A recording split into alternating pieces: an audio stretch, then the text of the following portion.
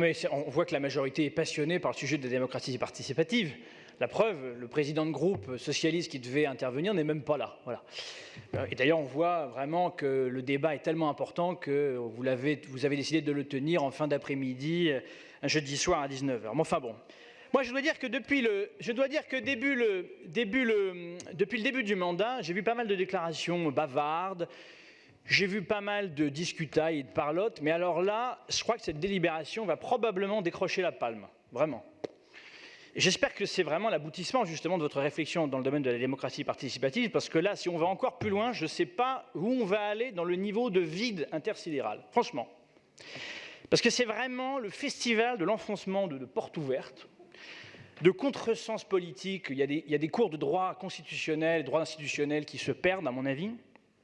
Et puis des contradictions en surnombre. Alors, cette délibération, elle fait 5 propositions pour améliorer la démocratie participative. Alors, premièrement, c'est toujours pareil, il faut donner aux jeunes l'envie de s'engager, parce qu'évidemment, les jeunes ont l'impression que c'est une catégorie, encore une fois, de personnes en perte d'autonomie. Il faut leur parler différemment. Et je cite, vous dites, alors, on va développer on va améliorer les outils de communication à leur destination. Bon, très bien. Alors, je ne sais pas quoi. Il y a des outils de communication spéciaux pour les jeunes et spéciaux pour les seniors, visiblement.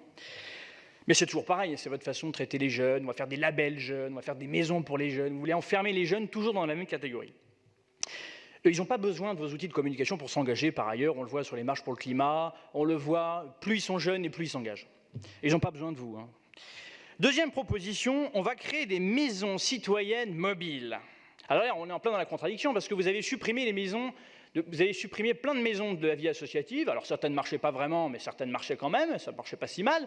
Vous avez supprimé, et puis là, vous recréez des maisons citoyennes mobiles. Bon, c'est le mobilhome de la démocratie participative. Alors, je ne sais pas très bien ce que ça va faire. En plus, à l'heure de l'Internet, je ne sais pas pourquoi vous faites encore des trucs physiques. Bon, très bien. Troisième proposition concrète, attention, organiser des votations citoyennes.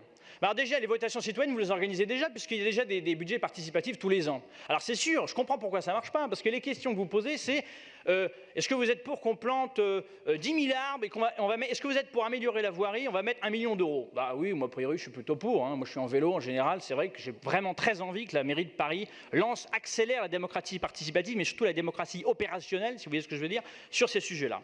Donc les votations citoyennes, ça marchera lorsque vous interrogerez les Parisiens sur des vrais sujets de clivage, sur l'urbanisme, sur la végétalisation, etc., etc.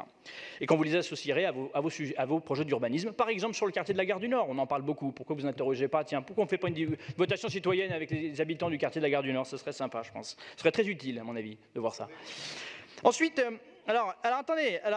ensuite, quatrième proposition, valoriser l'engagement des citoyens en organisant, je cite, hein, c'est SIC, hein, Dixit, hein, en organisant des échanges réguliers avec les élus.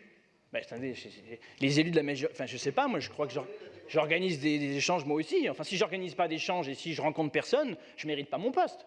Alors ça voudrait dire que les élus actuellement ne font pas ce job de rencontre régulière avec les électeurs. Non mais on a besoin d'un avis citoyen pour savoir. Mais non, mais il y a des gens comme Madame Namias qui volent la démocratie, c'est des gens dangereux, il faut les remplacer le plus vite possible ces gens-là. Enfin, alors, dernier, last but not least, the cherry on the cake, hein, cerise sur le gâteau, je traduis, c'est on va créer une assemblée des Parisiens. Alors là, c'est là qu'on est dans le droit constitutionnel, parce que, alors, s'il faut créer une assemblée des Parisiens, alors à quoi sert le Conseil de Paris? Non, juste pour savoir. Je veux dire, on n'a qu'à tous se dessaisir de nos postes, on n'a qu'à tous démissionner en bloc, Madame Hidalgo la première, et puis on crée une espèce de grande assemblée de Parisiens. On ne sait pas très bien comment ça va fonctionner, parce que vous dites, on va la mettre en place par des procédés participatifs. Voilà, il n'y a pas de précision, enfin bref. Enfin, on nage dans le baratin, mais le plus complet, franchement. Et on est là en train de débattre de ces sujets. Enfin, on mobilise le Conseil de Paris pour savoir si on est pour ou contre une assemblée des Parisiens. Franchement, nos concitoyens sont très surpris d'apprendre qu'en fait, on va se dessaisir de nos pouvoirs, parce qu'en fait, on ne fait pas tellement bien notre travail. Enfin, la vérité, pour conclure, c'est quoi? La vérité, c'est que le bilan de cette mandature est catastrophique, à plein d'égards, sur la vie quotidienne, sur la propreté, sur plein de sujets. Et plus la mairie de Paris est en échec, et plus on bavarde, et plus on fait du démocratie participative, et plus on se réunit pour savoir s'il va faire beau demain, si on est pour contre la végétalisation, si on est pour ou contre le ciel bleu, etc. Ça, c'est du bavardage, ça n'intéresse absolument pas les gens. Et Marie-Claire Carragé disait tout à l'heure, et j'en terminerai là-dessus, disait tout à l'heure que quand on va sur id.paris, On est effaré par la faiblesse du nombre de scores, du nombre de suffrages que peuvent rencontrer certaines propositions. Mais c'est normal, c'est normal. Les Parisiennes et les Parisiens, s'ils veulent s'exprimer, ils ont des élus, et je pense que les élus doivent être au niveau de leurs responsabilités. Et quelque part, je termine là-dessus, 2 secondes. Hein. Madame Nawal Oumar a 5 secondes de plus, je reprends 5 secondes. Oui, mais elle avait été interrompue. Voilà, mais elle fait partie de la majorité, c'est normal. Mais en tout cas, tout ça pour dire très franchement qu'en fait, nous n'avons pas besoin d'une démocratie participative qui bavarde, nous avons besoin d'une démocratie représentative qui décide. Voilà. Merci. La parole